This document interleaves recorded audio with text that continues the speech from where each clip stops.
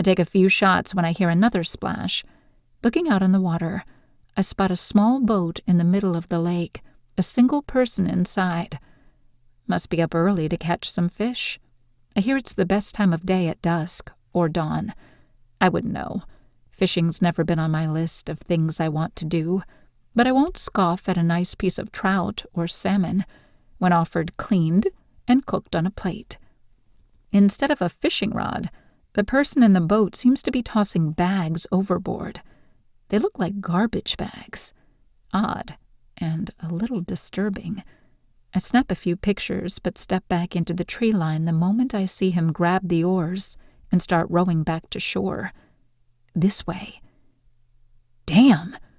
Littering is a big no-no, and dumping in the reservoir is seriously frowned upon.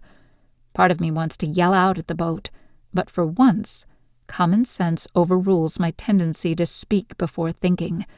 From my perch in the shadow of a sizable tree trunk, I watch him come into shore, not to the dock, as I expected, but to the only campsite this side of it, Site 49, the site with the elusive tenants.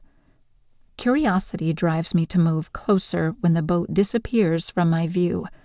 I have yet to set eyes on whoever is living in the trailer and tents. When I sneak up closer, I can hear the low sound of voices and spot two men pulling the boat out of the water on the far side. One is the gentleman, and I use that term loosely, who accosted me in the showers the other day. That's when the smell hits me. The strong stench of ammonia hits my nostrils and almost makes me gag up the quick cup of coffee I had on my way out. I knew it. I knew she was troubled the first time I saw her standing there in those ridiculous cut-off jeans. All week I've stayed off her radar, even though I've been keeping an eye out just in case. It wasn't that hard. Her damn cheerfulness carries. My mood wasn't good to start with this morning.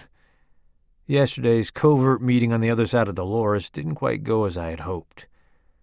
My hopes to move full steam ahead and get this last one over with were thwarted when I was told to hold off taking them down. Goddamn desk jockeys always want to hold out for the big fish.